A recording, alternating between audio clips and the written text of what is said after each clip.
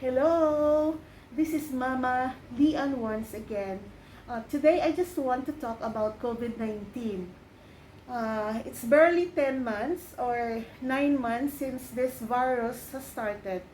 So again, as a recollection, uh, what is corona or novel corona COVID-19 is? This is a new strain of coronavirus which may cause illness even in animals or humans as well. In humans, several coronaviruses are known to cause respiratory infections ranging from the common colds, just like other influenza, to more severe diseases. First identified in a cluster with pneumonia symptoms in Wuhan City, Hubei province of China. Just like this, the coronavirus is in front of me. But this is a behave corona. He is not infecting, but gives beautification in my place. Okay, so what are the symptoms? Usually the symptoms of this corona COVID-19.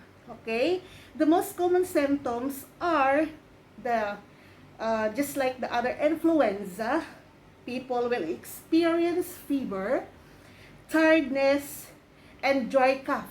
That's the basic thing. But some patients may have aches and pains, nasal congestions, running nose, sore throat, or diarrhea.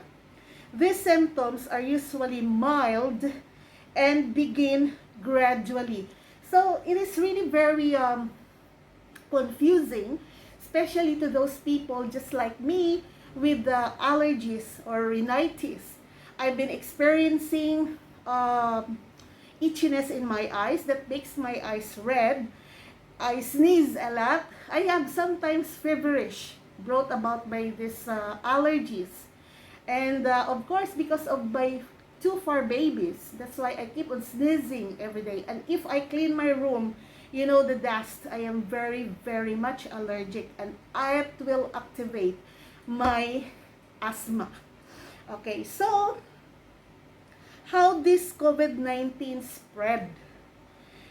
These coronavirus strains are spread from person to person, from contaminated droplets, from a person who is sick with the illness through coughing and sneezing, so, or contaminated hands.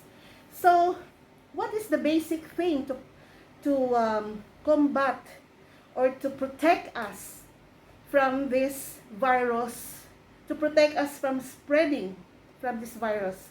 The basic thing is hand washing, which is the universal precautionary measure. No? You have to wash your hands. If you are in the hospital, before you go to the patient's room, and especially after you get out from the room of the patient, you have to wash your hands. If the water or the faucet is not available, don't forget there is a sanitizer. Okay, so aside from washing our hands, of course, we have to wear the PPEs. And what are they?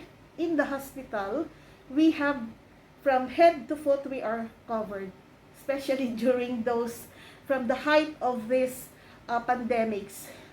We have the head cover, we have the goggles, we have the face shield, and we have the mask, the N95 and the normal ones. And this is only for fashion. But yes, we can still put something inside the ordinary surgical mask, and you can put this outside, or you can put this inside if you have allergies with the mask. And then you have to wear your ordinary surgical mask to protect our hands to touch our face. Because if you keep on touching or scratch, or if scratch your face, your eyes, if it is itchy, your nose, and your lips, sometimes around your lips becomes itchy on your face, you are introducing this virus into your face. And this is where we get contamination. And of course, this is the physical thing that happens to us. There are two types, the asymptomatic, you know, they are just given vitamins to boost their immune system. And after a while, if they make one's immune system up, no, if they boost the immune system, they can eventually be recovered from this virus. So we need to eat the healthy foods, of course, the veggies, the fruits, and more water intake, and refrain from sweets.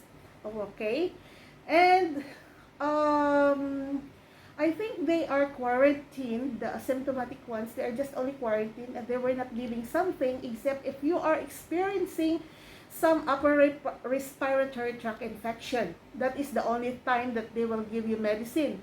But from what I've heard to our brothers who were quarantined, the asymptomatic ones, they don't give any medicines. Maybe vitamin C, just to help your immune system boost. This is the physical thing. But the spiritual side of this COVID-19 is a very, very, very, very important to each of us. Remember, the quarantine, what does quarantine means to you and me.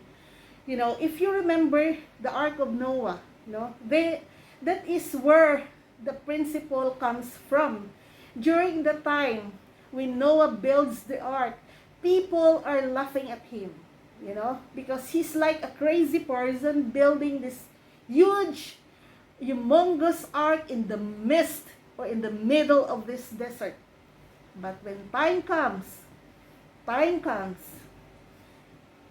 they experience little rain until it becomes more and more. But before that, there is a preparation that God gives to Noah to prepare everything, all creatures in pairs, and even the trees and everything. So when the time comes, the people who laughed at him, they are knocking, they are begging, just like us during pandemic. God wants us to go back to Him. God is trying to remind us that we need Him instead of something else. For me, prayer really works.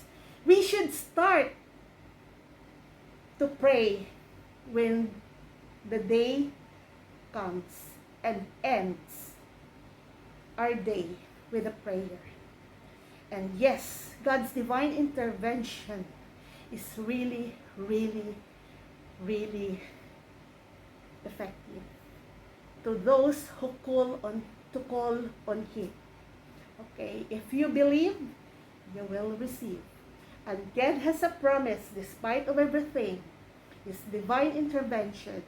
And He said He has a better plans for all His children, and not to harm them, but God will give you hope in the future. So, this is what I want to share to you, to all of you, and we will ask some other people to share their opinions, their testimony about their experience during COVID-19. Okay, so we're gonna end now, and we will be back for our testimonies. Okay, see you soon. God bless us all. Bye.